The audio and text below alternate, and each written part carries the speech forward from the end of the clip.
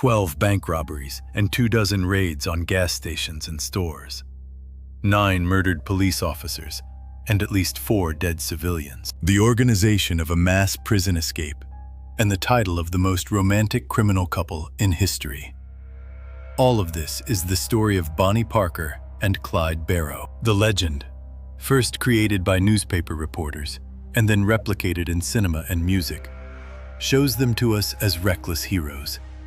A bandit and his fury-like lover who smokes cigars and fires a revolver left and right. But in reality, everything was completely different.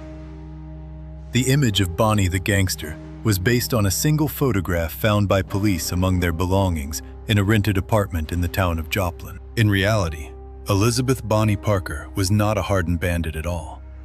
She was a waitress from a suburb of Dallas, a recent schoolgirl. She studied well, fantasized a lot, loved school plays and beautiful clothes.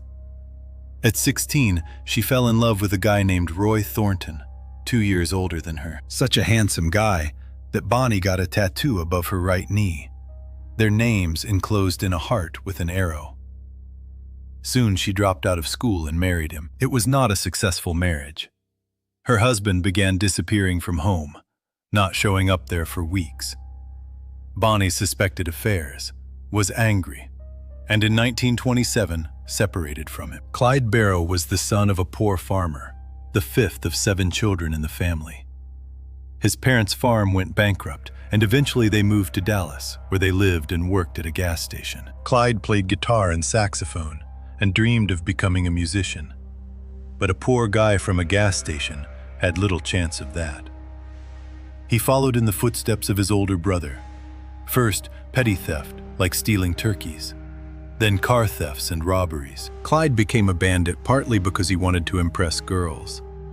For example, he drove his first girlfriend around in a rented car whose rental period had long expired. When the sheriff identified the car and broke into the house to arrest Clyde, the girl's relatives hid him in the attic. In April 1930, he was once again arrested on charges of car theft. By that time, Clyde had already been arrested 4 times for various reasons, so the court sent him behind bars. 6 months before that, in January 1930, Clyde met 19-year-old Bonnie while visiting a female friend and immediately fell in love. They complemented each other perfectly. Bonnie, a lover of gangster movies, dancing, and songs, worked in a roadside diner and was dying of boredom. She craved adventure and love like in the movies, and then Clyde appeared, a real bad boy. And Clyde, who had carried the stigma of a criminal since childhood, needed sincere, pure love. And Bonnie was exactly that for him. Because of Clyde's arrest, their romance was put on pause at the very beginning, and Bonnie began writing to Clyde in prison, while he immediately started thinking about escape. At Clyde's request, she smuggled a pistol into prison during a visit, and already in March, Clyde and several of his cellmates escaped. They were caught a week later. Clyde was given 14 years and transferred to Eastham, a prison with a much harsher regime. He hated that place with all his soul. It was here that he killed a person for the first time. He smashed the skull of another prisoner who was bothering him. There were no witnesses, and another person took the blame. Eastham was notorious for exhausting hard labor. To avoid daily work and get into the infirmary, Clyde cut off 2 of his toes. In the future, because of this, he would constantly limp. In January 1932, his mother managed to soften the judge's heart, and Clyde was released on parole. He reunited with Bonnie and even tried to reform and find a normal job. But he was tormented by what he had experienced in prison. His family noticed that he had returned a different person. Clyde considered Eastham hell on earth and swore to do everything to free those who remained in that hell. For the next 4 years, this became the goal of his life. To organize a mass escape, a lot of money was needed. Clyde organized a small gang specifically for this plan. Himself, his former cellmate from Eastham, plus an experienced bank robber who was pulled out of another prison, plus, of course, Bonnie. At the very first robbery, half the gang got caught. Clyde's former cellmate was given 10 years, and Bonnie was held in prison for 4 months, but they could not bring charges against her. To pass the time in prison, she wrote poetry. Then Clyde robbed a local pawn shop, and in the process, shot the owner. Literally, accidentally pulled the trigger. It turned into the most ridiculous crime possible. Murder for $40 and some cheap jewelry. The murdered man's wife also saw everything happening through the window and immediately reported it to the police. Another ridiculous crime Bonnie and Clyde would commit a few months later, in October 1932. They would kill a clerk in another small store. They did not know that just a few minutes earlier, he had closed the register, taken the day's earnings home, and there were only $60 left in the register. Clyde shot him in the stomach purely out of disappointment. A second clerk was also present, whom they also wanted to shoot, but the pistol jammed. He, of course, also gave testimony and identified Clyde from photographs. The plan remained the same: gather enough money to organize a mass escape from Eastham. But that was still far away. Bonnie, Clyde, and their remaining accomplice mainly robbed roadside stores. All this time, the Barrow gang, as the police called it, stayed on wheels. Clyde was in love with cars, but he never had his own car.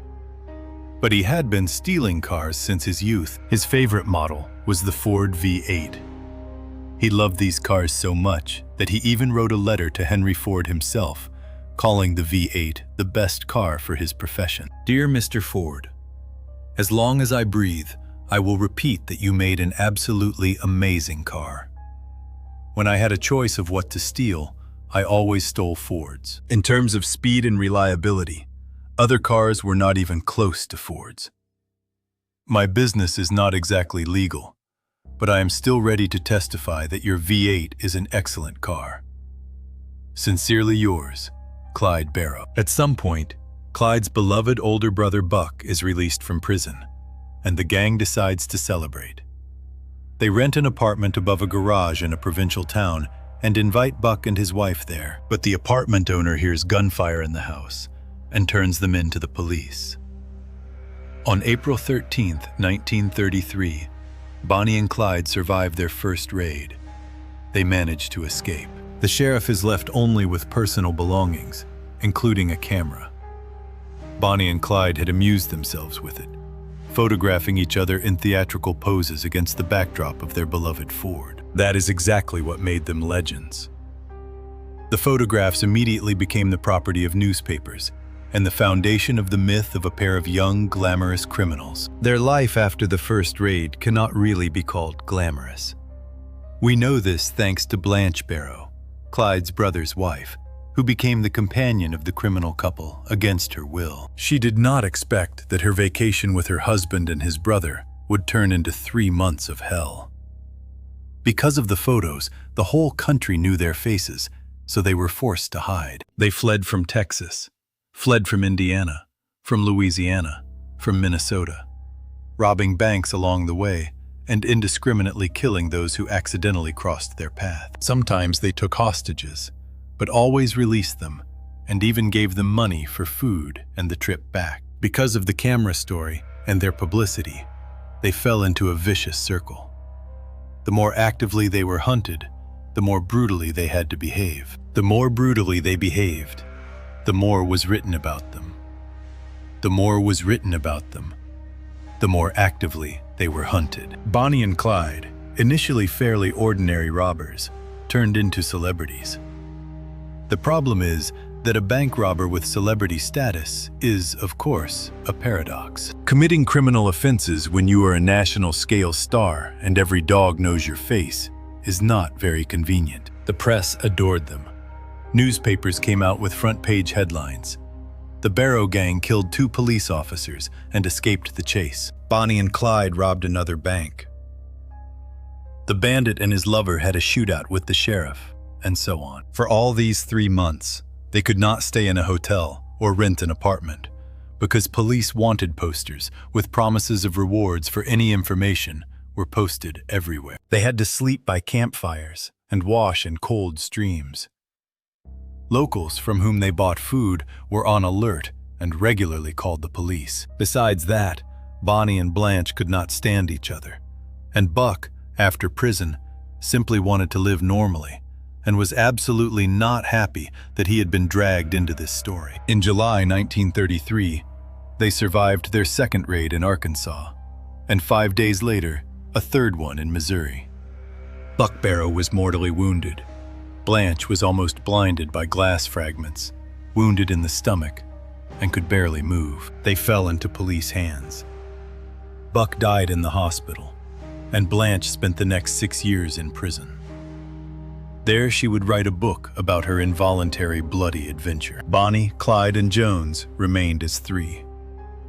The criminal romance had evaporated. They were bored and lonely. Over the past year, they had grown very tired of each other and missed their families. Bonnie demanded to see her mother. She hoped for support, but her mother greeted her coldly. "Bonnie, you were a decent girl, an excellent student. How did you come to such a life?" Jones also wanted to see his relatives. They went to Houston, where Jones fell into an ambush, and Bonnie and Clyde managed to escape only by a miracle. For the next several months, they drove around the Central States, moving from one to another and never staying anywhere for long. In the 30s of the 20th century in America, the police of each state was a separate organization whose authority ended at the border. In the 30s of the 20th century in America, the police of each state was a separate organization whose authority ended at the border. During this time, they failed to accumulate enough money, but they had quite a lot of weapons left, and Clyde returned to his idea of a mass escape. On January 16, 1934, he actually organized a raid on Eastham prison, freed several dangerous criminals, and killed a police officer. Now, in the eyes of the police, he and Bonnie were not just a gang. They were enemies of the state. A reward of $1,000 was announced for their corpses.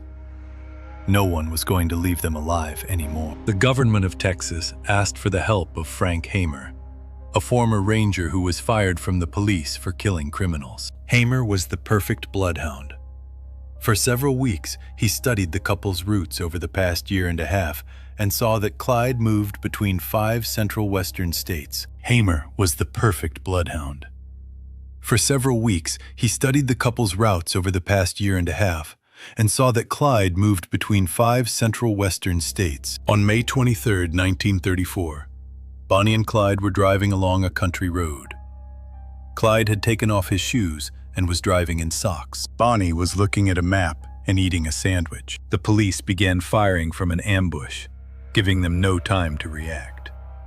Most likely, both he and she died instantly. The car went into a ditch, but the 6 rangers were so frightened that they kept firing, first with rifles, then with shotguns. And when the ammunition ran out, simply with pistols. The car turned into a sieve. Later, they said they did not want to take risks. For about 20 more minutes, the police could not believe that the terrifying Bonnie and Clyde were dead. In the car, they found Bonnie's cosmetics, a wallet containing $500, some clothes, many weapons, and a half-eaten sandwich. When the medics arrived at the scene 2 hours later, the corpses were already surrounded by a giant crowd. Bonnie's hair and dress and Clyde's shirt were torn apart or taken as souvenirs by police officers and local onlookers. Hamer appropriated Bonnie and Clyde's entire arsenal. The police took all the cash from the car and even Bonnie's clothes, which were later sold as souvenirs. One of them tried to take the car itself, which they had riddled with bullets. But the car had been stolen, and it was returned to its owner only because she filed a lawsuit. Bonnie and Clyde became legends while they were still alive. That legend is still alive today. There is something universally attractive in the story of lovers who challenged the law and the whole world. But that legend did not bring happiness to them themselves. Subscribe to the channel, leave a like, write comments, and see you in the next episode.